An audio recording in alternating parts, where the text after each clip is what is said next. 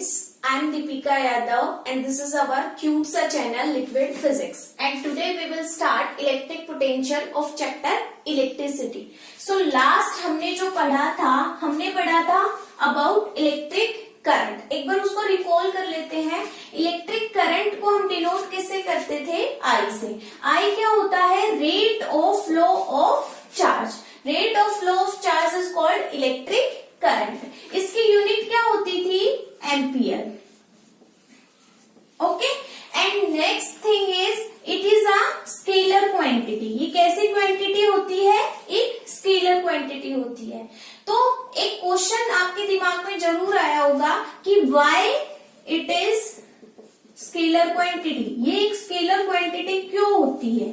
क्योंकि हम क्या देखते हैं, हमने आपको लास्ट टॉपिक में बताया था, हम इसमें डायरेक्शन देखते हैं. हमने इलेक्ट्रिक सर्किट बनाई थी, ये एक सेल बनाया था. सेल में हमने आपको बताया था जो यहाँ पे कंडक्टर प्लेस करके कि करंट कहाँ से कहाँ फ्लो होता है, from positive terminal to negative terminal. और अब हम बता रहे हैं कि इलेक्ट्रिक करंट कैसी क्वांटिटी है? स्केलर क्वांटिटी है. तो why it is scalar quantity, ये क्वेश्चन आपको जरूर हिट करना चाहिए कि ये स्केलर क्वांटिटी क्यों है. तो देखो इसको सोल्व करते हैं. मान लो सपोज करो 5 एम्पियर करंट हमारा यहाँ से आ रहा है और 3 एम्पियर करंट हमारा यहाँ से आ रहा है. तो अब इस पॉइंट पे ये जो जंक्शन पॉइंट है, यहाँ से करंट यहाँ भी जा सकता है, ऊपर भी जा सकता है. अगर करंट हमारा सारा यहाँ जा रहा है, ये कोई कनेक्शन नहीं है, तो यहाँ पे कितना करंट जाएगा? तो बेटा 5 यहाँ से आया और 3 यहाँ से आया, कितना जाएगा? 8 एम्पियर. ठीक है. इसको हम अगर फोर्स से ले, सपोज करो फोर्स इधर जा रही है 5 न्यूटन, ठीक है, और इधर आ रही है 2 न्यूटन. ठीक है. तो हम इसका रिजल्टेंट निकालने के लिए सीधा ऐड नहीं करेंगे कि 5 newton plus 2 newton is equal to 7 newton. ये हमारा गलत हो जाएगा. क्यों गलत होगा? क्योंकि फोर्स हमारी कैसी क्वांटिटी है? एक वेक्टर क्वांटिटी है. तो जो वेक्टर क्वांटिटी होती है हम उसमें डायरेक्शन भी देखते हैं. तो इलेक्ट्रिक करंट इसलिए स्केलर क्वांटिटी है क्योंकि हम इसमें एल्जेब्रिकली सम कर सकते हैं डिफरेंट करंट का. Algebraically sum of different currents. ठीक है. तो ये तो हमने थोड़ा सा रिकॉल किया आपका जो लास्ट टॉपिक था. आज का हमारा टॉपिक क्या है? Electric potential. क्या होता है इलेक्ट्रिक पोटेंशियल? देखो, the amount of work done in moving a unit positive charge from infinity to a given point in an electric field is called electric potential. इसको ना समझने के लिए थोड़ा सा इमेजिनेशन करो. सपोज करो भाई यहाँ पे हमारा एक चार्ज Q रखा हुआ है और ये Q चार्ज कैसा है? पॉजिटिव चार्ज है, और हम यहाँ पे हैं इंफिनिटी पे. तो according to this definition the amount of work done in moving a unit positive charge from infinity to a given point. हमें इंफिनिटी से किसी चार्ज को यहाँ लेके आना है इस चार्ज के पास. ये चार्ज A पे है, इस चार्ज की जो पोजीशन है वो A है. हमें जो चार्ज है, सेकंड चार्ज है, उसको कहाँ पे लेके आना है? A पे लेके आना है. तो कहता है कि उसको लाने के लिए आपको कुछ वर्क डन करना पड़ेगा. That work done divided by that small charge. जिस चार्ज को आप उठा के इंफिनिटी से यहाँ लेके आओगे उसको हम क्या कहते हैं? उसको हम कहते हैं इलेक्ट्रिक पोटेंशियल. अच्छा चलो, आप डेफिनेशन अभी भूल जाओ, अभी मेरे साथ देखो, हम इसको ना और इजी तरीके से समझेंगे. मान लो यहाँ A पे एक पॉजिटिव चार्ज रखा है. अगर मैं इंफिनिटी से कोई स्मॉल चार्ज Q को इस चार्ज के पास लेके आती हूँ, तो ये Q क्या करेगा? सोचो भाई. हमने देख लिया ये Q क्या करेगा? इसको रिपेल लगाएगा, इस पे एक फोर्स ऑफ रिपल्शन लगाएगा. भाई प्लस प्लस क्या करते हैं? दूर भागते हैं ना एक दूसरे से. तो ये Q भी प्लस है, ये भी प्लस है, प्लस प्लस दूर भागते हैं. तो ये इस पे क्या लगाएगा? Force of repulsion. और हमें क्या करना है? हमें इस चार्ज को इसके पास लेके आना है. तो हमें उस पर कुछ एक्स्ट्रा वर्क डन करना पड़ेगा ना against this force of repulsion. तो हमें हमें इसको इस पोजीशन में इधर लेके आने के लिए कुछ वर्क डन करना पड़ेगा। तो that work done divided bye जिस चार्ज को हम इंफिनिटी से उठा के लेके आ रहे हैं, तो हम क्यू को उठा के लेके आ रहे हैं, तो work done divided by that charge is called electric potential. I hope आपको क्लियर हुआ होगा।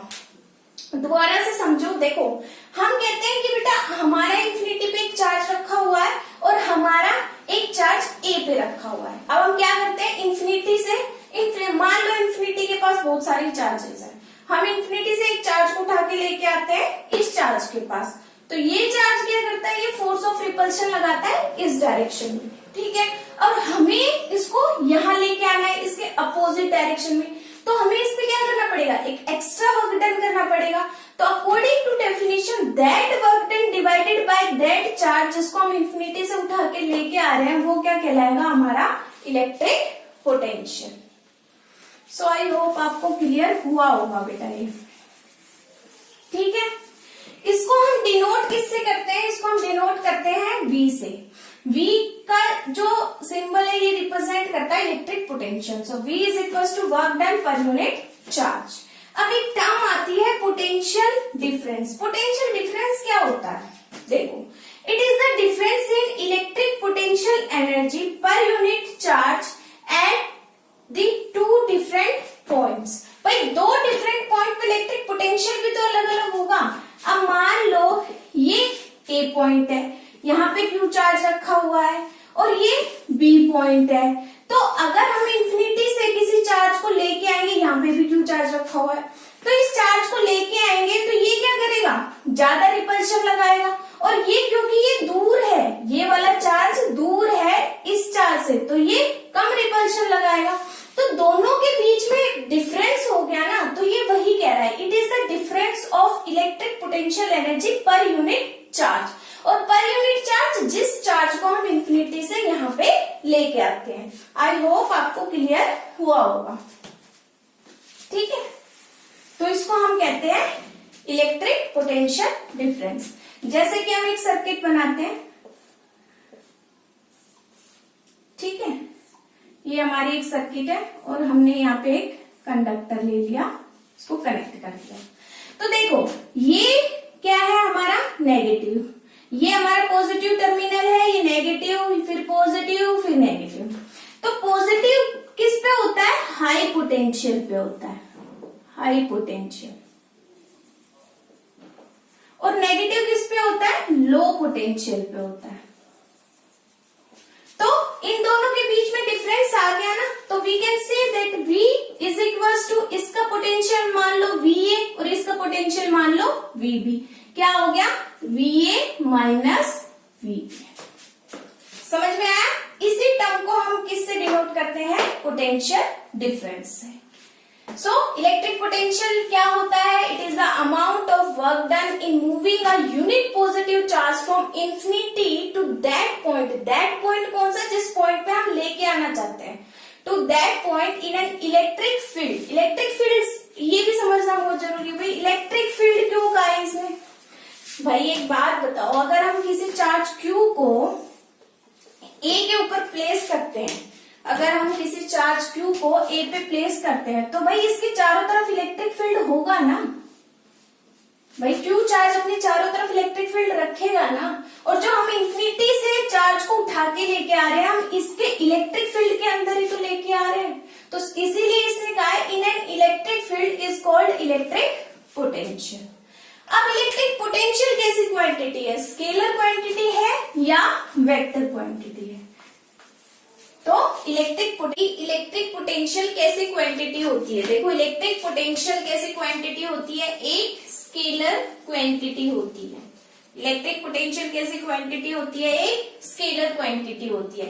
It means that it has only magnitude, it has only magnitude, no direction.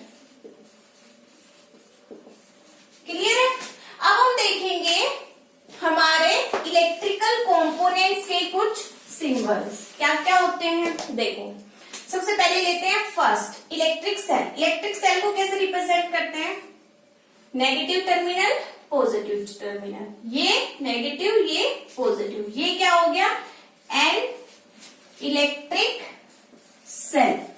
Second, अब हम लेते हैं बैटरी। बैटरी में हमारे 2 सेल्स हैं, 2 सेल्स ऑफ बैटरी। तो एक नेगेटिव पॉजिटिव, नेगेटिव पॉजिटिव, तो हो गए ना 2 cell, first cell and second cell. तो ये क्या हो गया हमारा एन, ये हो गया हमारा 2 सेल्स ऑफ बैटरी। ठीक है। थर्ड हम लेते हैं हमारा एमीटर। अब आपने ये एमीटर नया वर्ड सुना होगा और आप सोच रहे हो एमीटर क्या करता है, तो अभी बता देते हैं। एमीटर देखो, ऐसे एक डैश, फिर सर्कल, सर्कल के बीच में कैपिटल ए, फिर इधर डैश, ये पॉजिटिव टर्मिनल, ये नेगेटिव टर्मिनल। ये क्या करता है बेटा, एमीटर करंट को मेजर करने का काम करता है। It measures current in the electric circuit. ठीक है, ये इलेक्ट्रिक सर्किट में करंट को मेजर करता है। और इसको हम कनेक्ट कैसे करते हैं सर्किट में, सर्किट में ये हमेशा इन circuit it is always connected in series. हम हमेशा इसको सीरीज में कनेक्ट करते हैं। ठीक है, और इसमें सीरीज में कनेक्ट करते हैं। और इसके पास एक और प्रॉपर्टी होती है जो बहुत इंपॉर्टेंट है, इट हैज लो रेजिस्टेंस। इसका जो रेजिस्टेंस होता है ना बहुत ही कम होता है, इसलिए हम इसको सीरीज में कनेक्ट करते हैं। कम रेजिस्टेंस होगा तो क्या होगा, सर्किट में करंट इजिली ज्यादा फ्लो होगा। फोर्थ, एमीटर के बाद आ जाता है हमारा वोल्ट मीटर। ठीक है, वही पॉजिटिव नेगेटिव। ये क्या मेजर करता है, it measures the potential difference, it measures the potential difference in the circuit. और इसको हम कैसे कनेक्ट करते हैं, it is always connected in parallel. इसको हम हमेशा पैरेलल में कनेक्ट करते हैं किसी भी इलेक्ट्रिक सर्किट में। इसके पास रेजिस्टेंस कितना होता है, इट हैज हाई रेजिस्टेंस। ध्यान रखना, ये क्वेश्चन बोर्ड में कई बार पूछा जा चुका है। What is the difference between ammeter and volt meter. Ammeter और वोल्ट मीटर में क्या डिफरेंस होता है, जो एमीटर होता है वो करंट को मेजर करता है, it measures the current. Second point, it is always connected in series in the electric circuit. Third point, it has low resistance. और voltmeter क्या करता है, it measures the potential difference in the circuit. It is always connected in parallel. And third, it has high resistance. बहुत बार पूछा गया है, तो pause करके आप नोट डाउन कर लेना है इसको। ठीक है, आगे देखते हैं। अब अगर हमें कोई इलेक्ट्रिकल वायर रिप्रेजेंट करनी है तो ऐसे हम सिंपली रिप्रेजेंट करते हैं इलेक्ट्रिकल वायर को। ठीक है, अगर हमें 2 वायर हैं और दोनों को ज्वाइंट करना है तो ये फर्स्ट वायर और यहां से एक ज्वाइंट लगा के ये सेकंड वायर। ठीक है, अब हमारे पास 2 वायर हैं और हमें उनको ज्वाइंट नहीं करना, तो उसको कैसे रिप्रेजेंट करेंगे। देखो, ये फर्स्ट वायर थी, ये सेकंड वायर को आप ऐसे घुमा के इसके ऊपर से ऐसे लेके आओ। ठीक है, बल्ब को कैसे रिप्रेजेंट करते हैं, बल्ब को, ये है हमारा बल्ब, ये है हमारी वायर। वायर क्या करती है, कंडक्टिंग पाथ प्रोवाइड करती है। ठीक है, it provides conducting path to the electric current. ठीक है, ये हो गई हमारी जॉइंट वायर। ठीक है भाई, आगे स्विच, वेरी इंपॉर्टेंट। देखो, अगर इस तरीके का साइन आपको मिले तो this is called open switch. Open switch, अगर स्विच ओपन है it means that circuit, electrical circuit is not closed. Electrical circuit उस वक्त क्लोज नहीं है और कोई भी करंट उसमें से पास नहीं होगा। अगर ये साइन है बीच में dot, it means that circuit is now open नहीं क्लोज्ड, क्लोज्ड स्विच। और ये क्या करता है, अब अगर स्विच क्लोज्ड हो गया देन सर्किट इज क्लोज्ड। अब सर्किट में इजीली करंट फ्लो होगा, ठीक है। और बल्ब हो गया हमारा, बैटरी हो गई, ठीक है।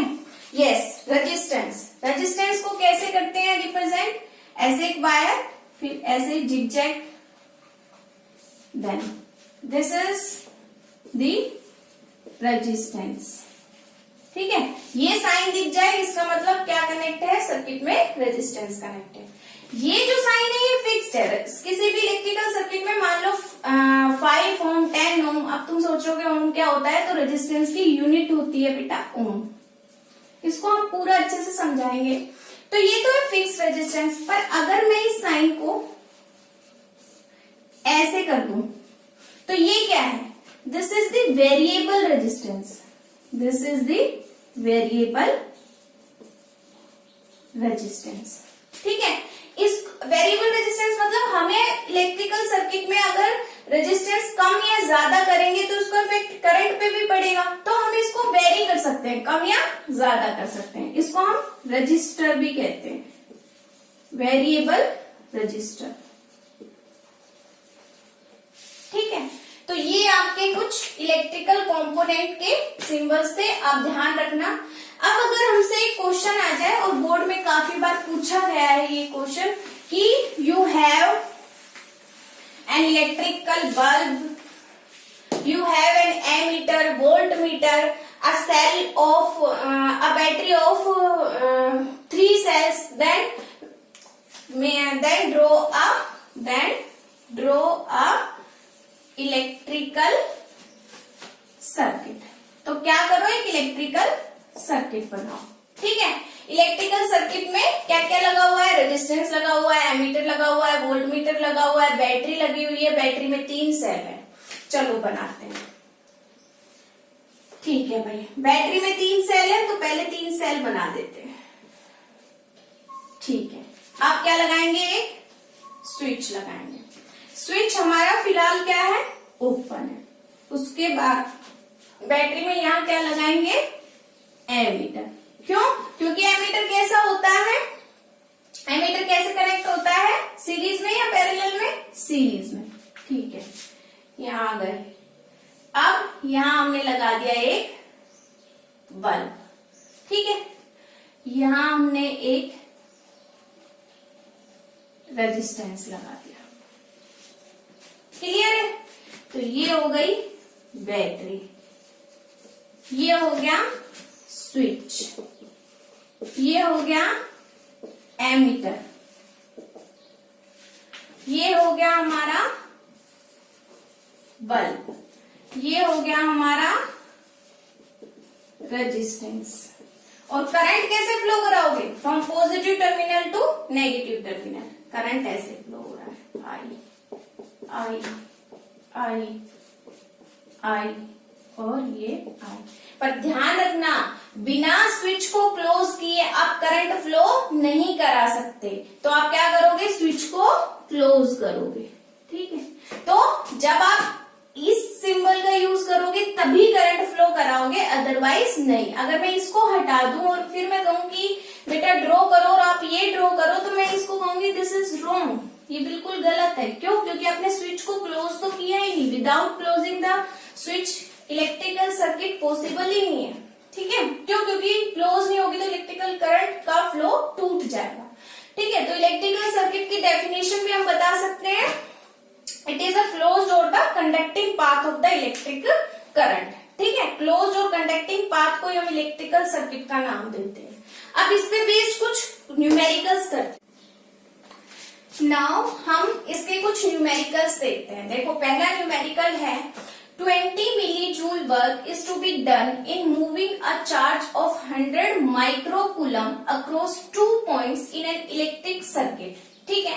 वर्क कितना हुआ है, वर्क डन, W से डिनोट करते हैं, W is equals to 20 milli joule. Milli कैसे यूनिट थी, मैंने आपको इलेक्ट्रिकल करंट में बताया था, it is a smaller unit, और इसको कैसे लिख सकते हैं, 20 into 1 milli is equals to 10⁻³ joule. ठीक है, अब क्या दे रखा है, ये तो हो गई वर्क की वैल्यू। To be done in moving a charge of 100 micro coulomb, Q charge दे रखा है 100 माइक्रो कूलम, तो 1 micro coulomb is equal to क्या होता था, 10⁻⁻6 कूलम, तो यहाँ हो जाएगा 100 इंटू 10⁻⁻6 कूलम। और हमसे पूछा क्या है, what is the potential difference between these two points, V की वैल्यू इसने पूछी है, तो आपको सिंपली पता है V इज इक्वल टू क्या होता है, W बाय Q, और V की यूनिट क्या होती है, वोल्ट। ठीक है, W की यूनिट क्या होती है, जूल, और Q की यूनिट क्या होती है, coulomb. So we can say that 1 volt is equal to 1 joule per coulomb. और अगर इसको डिफाइन करना हो तो हम डिफाइन भी कर सकते हैं, क्या कह सकते हैं, if in bringing a 1 coulomb charge from infinity to a given point 1 volt potential difference has been occurred. ठीक है, ऐसे भी बोल सकते हैं। तो मैंने आपको डेफिनेशन बताई, अब यहां से सारी वैल्यू पुट कर दो। V is equal to W by Q, W की वैल्यू है हमारे पास 20 इंटू 10⁻³ और Q की वैल्यू क्या है, 100 इंटू 10⁻⁻6। तो क्या आप इसको सोल्व नहीं कर सकते, इजिली सोल्व हो जाएगा। देखो 10 से 10, 2 5 जा 10, अभी 10⁻⁻6 ऊपर जाएगा तो ये क्या हो जाएगा, +6, तो यहाँ पे कितना बचा, 10⁻³ और 10⁻³ को क्या लिख सकते हैं, 1000/5, ये कट जाएगा, 5 2 जा 10, 0 0, कितना आंसर आ गया, 200। क्या निकाला है, V की यूनिट क्या होती है, वोल्ट, तो 200 वोल्ट। आई होप आपको क्लियर हुआ होगा। एक बार पॉज करके ध्यान से पढ़ो और सॉल्व करो। ठीक है, सेकंड क्वेश्चन देखो। सेकंड क्वेश्चन में इसने क्या गिवन है, देखो किसी भी न्यूमेरिकल को पढ़ते ही ना उस पे 2 मिनट विचार किया करो कि ये कैसे सोल्व हो सकता है। ठीक है, और फिर उसका सॉल्यूशन कॉपी किया करो, खुद ट्राई करना बहुत जरूरी है। सेकंड है, how much energy is given to each coulomb of charge passing through a 6 volt battery. हमें क्या बताना है, हमें बतानी है एनर्जी। ठीक है, और हमसे क्या दे रखा है, each coulomb of charge, charge की value Q 1 coulomb, passing through a 6 volt battery, V की वैल्यू 6 वोल्ट। तो बेटा ऐसा तो हमें कोई फॉर्मूला पता ही नहीं जो एनर्जी Q और V को ज्वाइन करे। हमें जो फॉर्मूला पता है वो क्या होता है, V is equal to W by Q। तो क्या वर्क डन एनर्जी है। ठीक है, एक बात बताओ, किसी काम को करने के लिए आपको एनर्जी तो लगानी पड़ती है ना, तो चाहे आप उसको वर्क डन बोलो चाहे आप उसको एनर्जी बोलो, क्या फर्क पड़ता है, और दोनों की यूनिट भी सेम है। वर्क की यूनिट क्या होती है, जूल, और एनर्जी की भी यूनिट क्या होती है, जूल। सो हम कह सकते हैं energy is equal to V into Q। V भी दे रखा है और Q भी दे रखा है। V दे रखा है 6 वोल्ट और Q दे रखा है 1, तो ये क्या हो गई, 6 जूल। तो हमें कितनी एनर्जी देनी पड़ेगी, हमें 6 जूल एनर्जी देनी पड़ेगी ईच कूलम ऑफ चार्ज, मतलब 1 कूलम चार्ज को passing through a 6 volt battery. ठीक है, नेक्स्ट देखो, how much work is done in moving a charge of 5 coulomb from a point at 12 volt to a point at 16 volt। अब यहाँ पे 2 point है, दोनों पॉइंट्स का डिफरेंट पोटेंशियल दे रखा है, चार्ज की वैल्यू दे रखी है और आपसे वर्क डन पूछा है। तो ये आपका होमवर्क है, आप खुद करोगे और मुझे कमेंट सेक्शन में इसका आंसर बताओगे। और अब तक जो भी आपको कोई प्रॉब्लम है आप मुझसे कमेंट सेक्शन में पूछ सकते हो। Thank you.